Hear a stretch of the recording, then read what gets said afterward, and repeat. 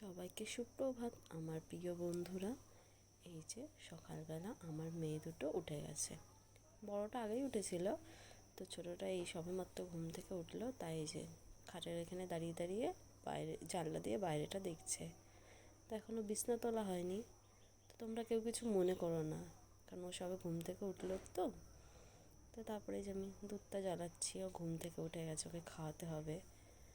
একটু কান্না কান্না করছে, খিদে খিদে পেয়েছে মনে হয়। তো দুধটা জ্বালিয়ে নিই, তারপর ওকে খাওয়াবো। আর এইদিকে আমি আজকে সকাল সকালে ভাতটা বসিয়ে দিয়েছি, দেখতে পাচ্ছ।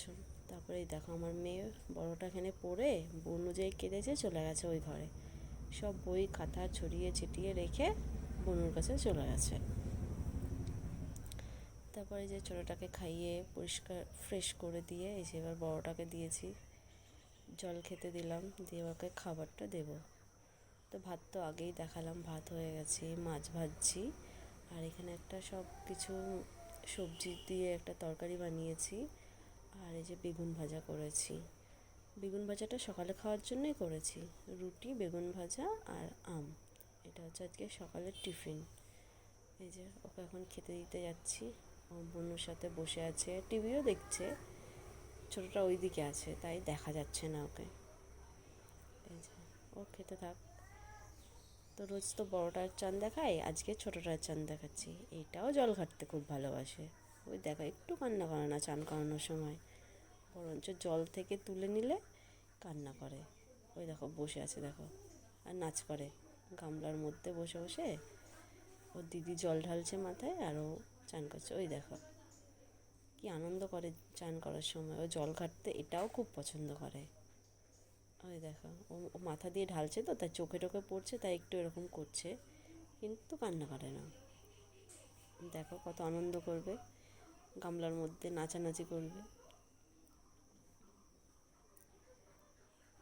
তারপরে এই যে দুপুরবেলা তো আমার মেয়ে ওই পাশে কাকিমার কাছে গেছে। তা আজ বড়টা বললো একটু খাইয়ে দিতে, একা একাই খাই। তো বললো যেহেতু, তাহলে ও নেই ঘরে, ও তাহলে তোকে খাইয়ে দিই। আমি এদিকে ওকে খাওয়াচ্ছি আর ও ওইদিকে ওর মেয়ের চুল বাঁধছে। দেখেছো তো, সবাই দেখতে পাচ্ছ।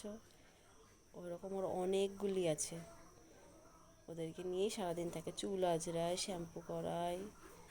আমি বললাম যে খেয়ে নে, তারপর খেলা কর, তারপর সাইডে রাখছে, কিন্তু হাত থেকে ছাড়ছে না। আর আমি ওকে জিজ্ঞেস করছি কি রে তরকারিটা কেমন হয়েছে, তো ও বলছে ভালোই হয়েছে।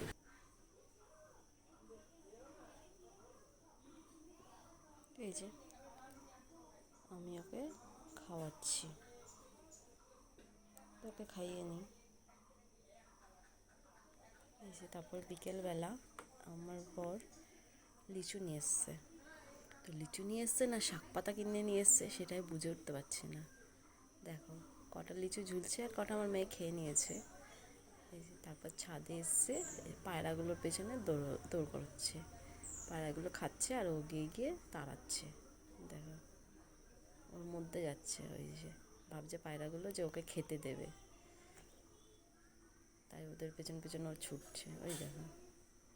আর এখন ছাদে আসতে বেশি ভালো লাগে, এই যে ছাদ থেকে যেহেতু আমগুলো দেখা যায়, তো খুব ভালো লাগে। কি সুন্দর গাছে আমগুলো ঝোলে। আমার মেয়ে তো সবসময় বলতে থাকে, ছিঁড়ি মা ছিঁড়ি, দাঁড়া যেটা পাকবে সেটা ছেড়, কাঁচাগুলো ছিঁড়ে কী করবি, গাছের মধ্যে হয়েছে। তারপরে এই যে ছাদে ওই দিকটাতে দাঁড়িয়ে রয়েছে, খেলা করছে, পুকুরের ওই দিকটা দেখছে, কি সুন্দর। দেখো এই যে ও আবার বলছে রেলিংটার উপর উঠে বসবো। আমি বলছি না বসিস না, ঘন্টায় পড়ে যেতে পারিস। দেখো কি সুন্দর লাগছে, রোজই বলি কি সুন্দর লাগছে, সত্যিই খুব সুন্দর লাগে। এই যে তো ওই যে ও আবার দেখা হাই করছে। তারপর সন্ধ্যাবেলা আমরা সম্পাদা বাড়ি এসেছি, তো আবার মুড়ি মাখিয়েছে, চা বানিয়েছে। আর এই যে ইন্দো, আমার মেয়ে, সবাই বসে খাচ্ছে, আমরাও খাবো। ও আবার হাই করে দিচ্ছে দেখো। তো টাটা বলে এখানেই শেষ করছি আমার আজকের ব্লগটা।